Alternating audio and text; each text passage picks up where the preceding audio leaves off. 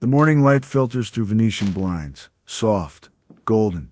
A man sits at a kitchen table, stirring coffee that is long gone cold. The spoon makes tiny circles in the silence, like thoughts that never settle. Steam no longer rises from the cup, but still he stirs, as if motion might dissolve the questions that gather like sediment in his mind. His name is Leonardo, but the world doesn't know his name. Some mornings this feels like peace, other mornings it feels like drowning in shallow water. The apartment tells the story of a man who chose knowledge over recognition. Small and modest. Books about environmental science stack on every surface. Marine biology, climate change, ocean acidification. Outside, Los Angeles traffic hums its eternal song, but inside there is only quiet. Too much quiet sometimes.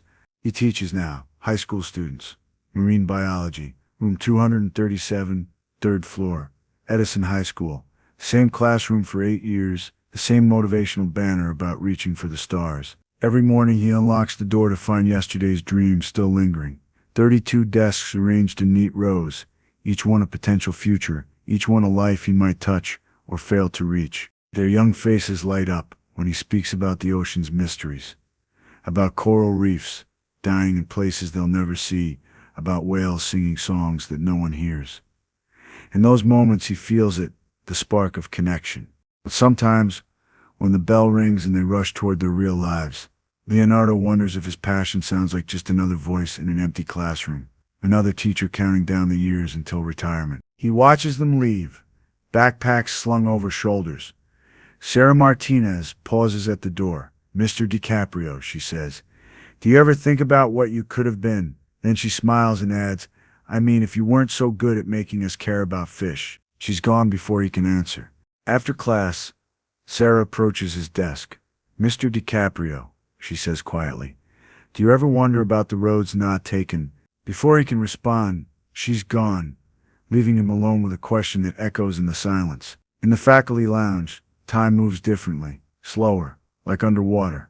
Teachers discuss weekend plans, movies they've watched. Their voices blend into a comfortable hum of shared exhaustion. Leonardo sits in the corner chair, the one with the torn armrest. He listens, nods, smiles when expected, but his mind drifts to other waters. The conversations wash over him like background noise, leaving him feeling present but somehow invisible. Mrs. Henderson from English talks about her son's audition. Real movie star material. The phrase hangs in the air. Leonardo wonders what that material is made of. Around the table, other teachers nod knowingly.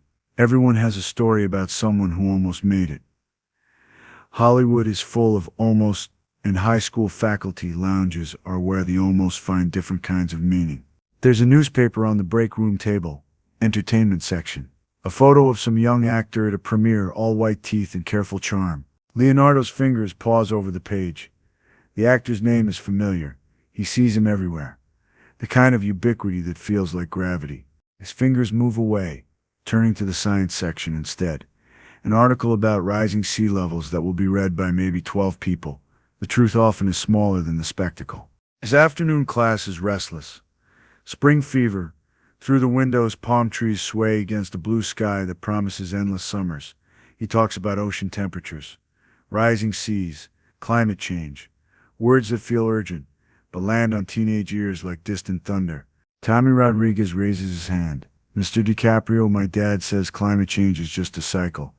The question hangs in the air, genuinely curious. Leonardo takes a breath. "The Earth does have cycles, Tommy, but what we're seeing now, it's like the difference between a gentle tide and a tsunami."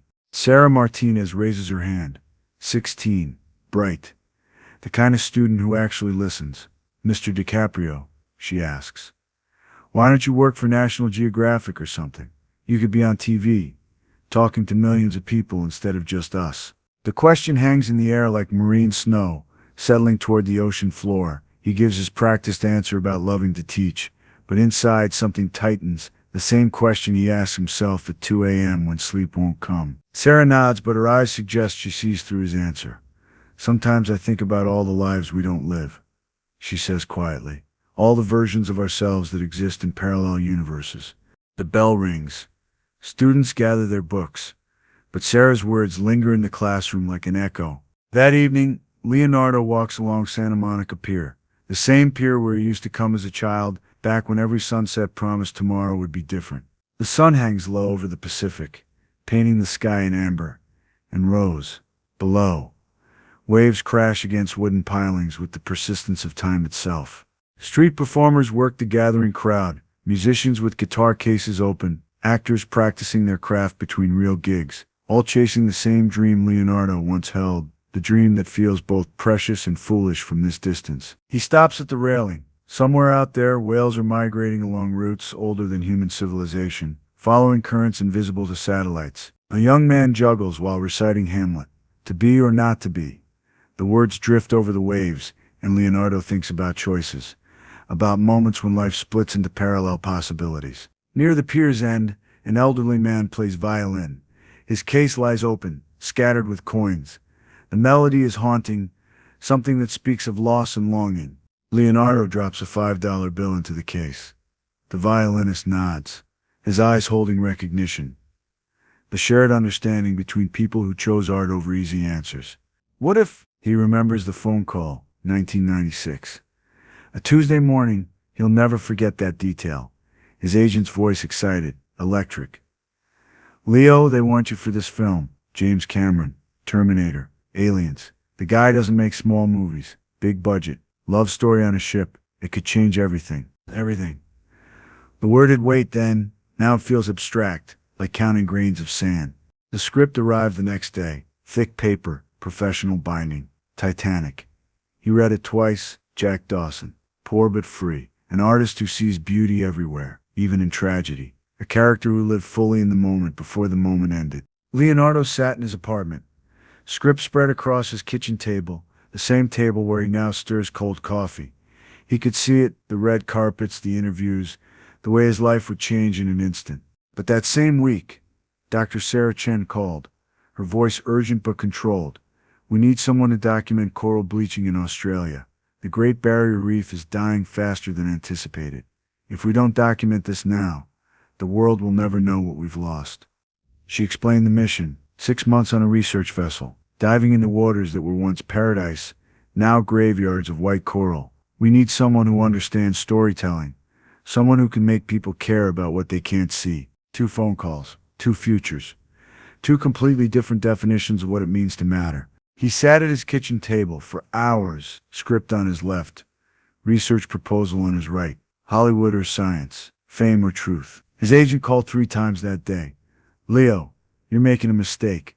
This is your moment. But Leonardo was thinking about death, about things dying while the world looked away. He chose the reef. The water was crystal clear that first morning, clearer than any swimming pool, clearer than dreams. Diving down, 30 feet, 40, 50. Each breath from the tank measured, precious. The sunlight filtering down in shafts like cathedral windows. The coral formations rose like underwater cathedrals, but dead, bleached white as bone, ghost cities where entire ecosystems once thrived. He filmed everything, every empty crevice where life used to flourish. Important work, he told himself. Necessary work. This was real, this was truth. This was the planet crying out for someone to bear witness. But in the silence between heartbeats, 40 feet below the surface, he sometimes wondered if he was hiding, if nobility was just another word for fear, if choosing invisible heroism over visible storytelling was really about courage, or about terror or being seen. Dr. Chen became his anchor in those months, brilliant, dedicated. She moved through the water like she belonged there. At night on the ship's deck, they shared their findings over dinner that tasted like salt and possibility. Most people will never see what we've seen today, she said one evening. Never understand what we're losing. Is that enough? Leonardo asked. Being the only ones who know. She looked at him for a long moment. Knowledge isn't about the number of people who have it. It's about what you do with it. But late at night, alone in his narrow bunk, Leonardo wondered if she was right. Was witness enough, or was he just another person choosing to feel important while the world burned? For 6 months, he lived between water and air, between knowing and being known. The work felt pure, uncompromised, but also isolated, cut off from the world where stories were told and remembered. When he returned to Los Angeles, his agent was waiting. That movie made $200 million, Leo. The kid they cast instead, he's a household name now. Leonardo had nodded. Money felt abstract compared to the weight of dying coral in his hands. even as something sharp twisted in his chest every time he saw that young actor's face on magazine covers. A jogger passes him on the pier, young, confident, probably heading to an audition. For a moment he wants to call out, to warn him. He doesn't regret it, not exactly, but sometimes late at night he wonders about the life that sailed away, the recognition, the platform he might have had. Would his words carry more weight if they came from lips the world wanted to watch? He continues walking, past the fortune teller, past the artist sketching tourists, past the old fisherman casting his line into water that rarely yields anything worth keeping. All of them pursuing something just beyond reach. Back in his apartment, Leonardo opens his laptop, emails from former students, marine biology majors, environmental science, one working to save sea turtles in Costa Rica, another studying Arctic ice melt. But how many students has he reached? 50? 100? He imagines the other path. Award shows watched by millions, acceptance speeches about climate change from a stage the whole world watches. His phone buzzes. A text from Dr. Chen in Australia. New photos from the reef. After years of restoration work, small patches of color are returning. Life. Finding a way back. He stares at the images, then closes the laptop. In his bedroom there's a dresser. Top drawer, back corner. A folder he keeps but never opens. Tonight, for the first time in years, he opens it. Reviews from the Titanic film. Air kills about the young actor who took his place. Headlines about overnight stardom. The actor's face looks back at him from magazine covers. Confident, famous, rich. But the recent articles tell a different story. Interviews about pressure, lost privacy. Leonardo reads one quote. Sometimes I wonder what my life would have been like if I'd never gotten that role. If I could have just stayed invisible. Two men, each convinced the other has the better life. He stares at the magazine photo, wondering if that young man ever sits at kitchen tables stirring cold coffee. The last article makes his breath catch. The actor has started an environmental foundation, funding ocean research. The same work Leonardo does in anonymity, but with resources he could never dream of. He closes the folder. Outside, Los Angeles hums its eternal song. Sunday morning, Leonardo drives to the beach before dawn. The ocean is glass smooth, waiting for the sun to remember its purpose. Or maybe just waiting, like him, for some sign that the choices made in darkness were the right ones. He parks at the same spot he's been parking for years. A small stretch of sand away from the tourists, his sanctuary. The place where he comes to have conversations with himself that he can't have anywhere else. He thinks about his students, how their eyes widen when he shows them footage of whale migrations, how they lean forward when he explains the delicate balance that keeps everything alive. But he also thinks about the ones who drift away, who forget his lessons the moment they leave his classroom. The impact he'll never measure. Yesterday, one of his former students called Jessica Chen. She's part of a team that just discovered a new species of deep-sea fish, something science didn't know existed. She wanted to thank him. "You changed my life, Mr. DiCaprio," she said. "I hope you know that." One student. One phone call. Is it enough? The question tastes like salt water. The sun breaks the horizon. Golden light spreads across the water like spilled honey. Somewhere out there, whales are singing their ancient songs. Coral polyps are beginning another day of quiet creation. Fish are swimming in schools older than any human story. Leonardo watches the waves roll towards shore. Each one unique, each one part of something larger than itself. Like students, like lessons, like all the small acts of caring that never make headlines. His phone buzzes. A text message. "Mr. DiCaprio, this is Marcus Williams. I had you from marine biology in 2018. I just got accepted to graduate school for oceanography. Your class changed everything for me. Thank you for showing me what really matters." Another student. Another life touched. Another small victory in a war most people don't know is being fought. He walks down to the water's edge.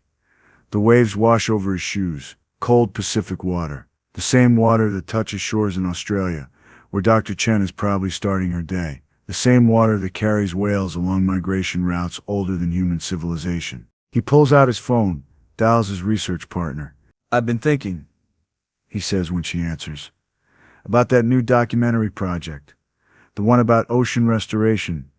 I want to narrate it." Her voice is warm through the speaker. Excited. "Leo, that would be incredible. The world needs to hear this story." The world. How many people will actually listen? How many will change? But maybe that's not his to control. Maybe influence doesn't always need to be loud to be powerful. I want to interview my former students, he says. The ones working in the field, show people that this isn't just about science, it's about inspiration. He ends the call and sits quietly as the beach fills with early morning joggers, families building sandcastles, all of them living their own unchosen stories. None of them recognizing the man who once almost sailed into fame. The anonymity that once felt like failure now feels like a kind of freedom. For a moment, Leonardo imagines a different timeline, where he said yes to James Cameron, where his face became known to millions. Would the coral reefs be healthier now?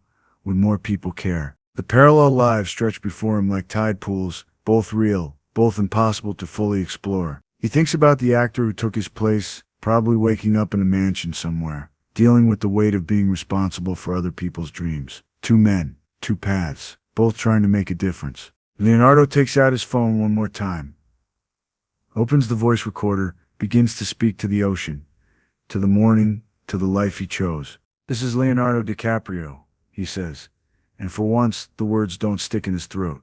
"And this is the story of the reef that saved me while I was trying to save it." The tide comes in, goes out, comes in again. It knows nothing of fame or regret, only of purpose, only of the eternal return to shore. Leonardo DiCaprio watches the ocean breathe, and wonders if understanding that some currents run deeper than any role he could have ever played is the same as being at peace with them.